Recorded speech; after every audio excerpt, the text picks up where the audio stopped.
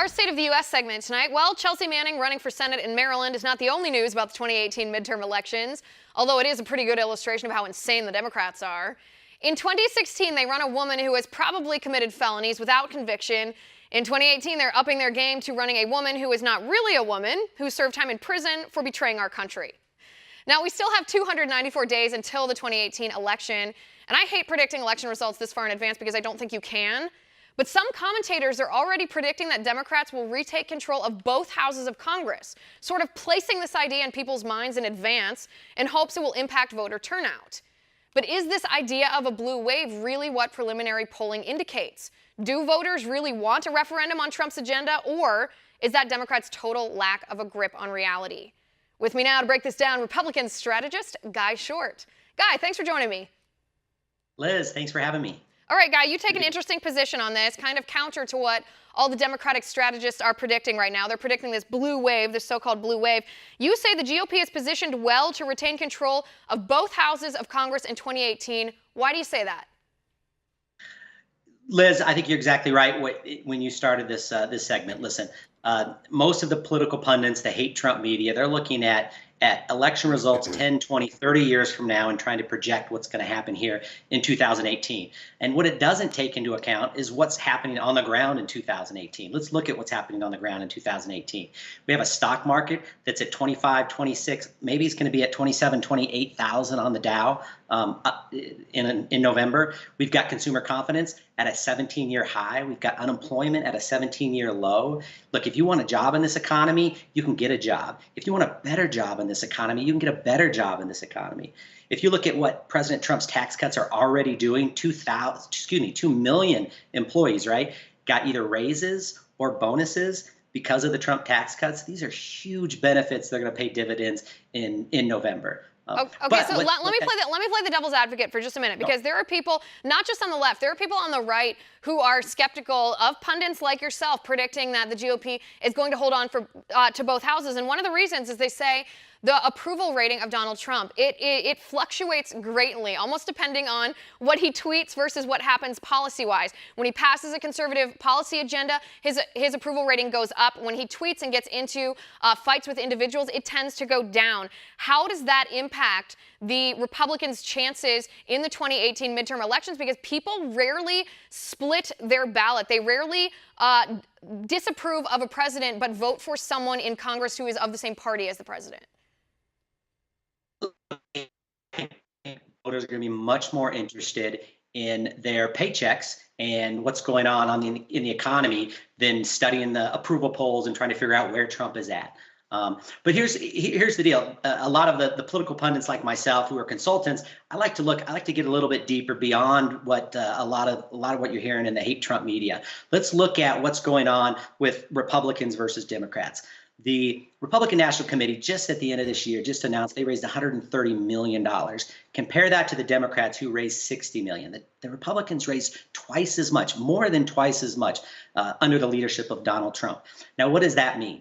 That means that small donors, people like myself who are given $25, $50, $100 day in and day out, those are the same people who are going to be turning out in midterm elections. You're going to have a midterm election, which even the New York Times, and I'm not fond of quoting the New York Times, but even the New York Times, I guess a blind pig can find a piece of corn every once in a while.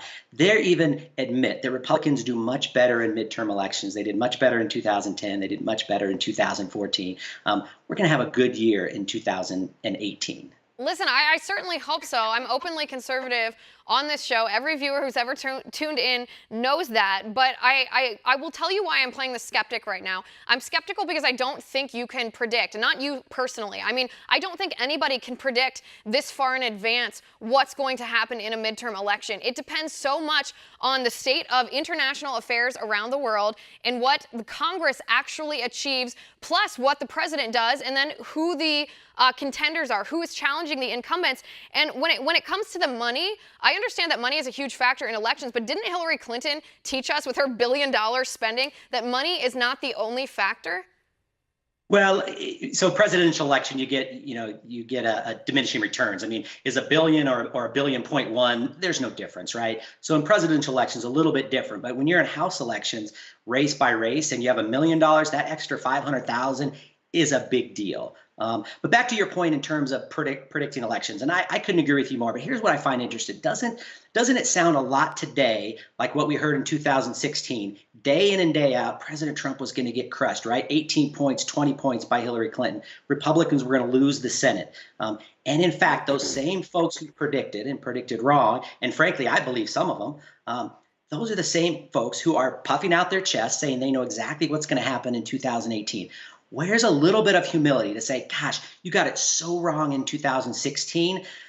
Let's dig a little deeper in 2018 and let's see if we can figure this out. Because here's what I'll say. I don't believe that the pollsters and the pundits, and certainly not the hate Trump media, have figured out how to predict and poll in this new Trump political environment. They haven't figured it out yet. And to suggest that as you said at the beginning, most of them have already said the Republicans are going to take a bloodbath. They haven't figured it out yet. I would think that they should have a little humility and say, you know what, maybe we don't know. Maybe we ought to dig a little bit deeper. Right. I'm not sure they quite know the definition of the word humility, but I'll agree with you on that point. What about the dozen or so Republicans? The number seems to be growing, actually, as every week passes. What about the growing number of incumbent Republicans who are already announcing that they're not going to run for re-election? They're announcing that they're retiring. Most of these Republicans are in districts that would have been a hotly contested race, that they would have been very close. Isn't that giving the Democrats a pretty hefty advantage? Well, so I'm going to disagree with you a little bit here. So 31 Republicans have announced their retirement. Most of those are actually in solid Republican districts. There are some that are in swing districts that might be a little bit tougher to hold on to. But frankly, there are few, and I'll give you a couple anecdotal examples. Like, for example, in Pennsylvania, we've got a special election going on right now. Republican Tim Murphy has announced he's resigning. We've got a special election. Tim Murphy resigned because he had some personal problems and some scandal issues. We got a better chance of winning that district today than we would have had if Tim Murphy hadn't resigned. And that's the same in California. We've got Darrell Issa. Darrell Issa, what a champion of a congressman, took on President Obama in fast and furious investigations, but he's been pummeled by Democrats year after year after year. Darrell Issa has decided he's not going to run in that district in 2018, and now we have fresh Republicans running who have actually a better chance of winning in 2018 than maybe Darrell Issa had. So, and again, now I'm going to quote the New York Times one more time, but even the New York Times says at best Democrats are going to take 1 or 2 seats because of retirements. Interesting. Very interesting. Very interesting to hear your perspective. I personally think it depends mostly on how much Trump ends up achieving and how cooperative the Congress, the Republican majority Congress right now, is in passing a conservative agenda between now and then, and how that stuff impacts people. Like you said at the beginning, people's wallets. But we'll have to wait and see. I'm not going to make any predictions this early, at least. Guy, thanks so much for being on the show. I appreciate it. All right, we have to take a break, but right after that, our next tipping point is with the man who exposed Twitter.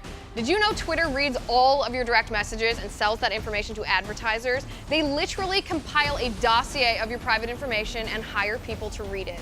Even their own employees call them creepy big brother. Stick with us for that.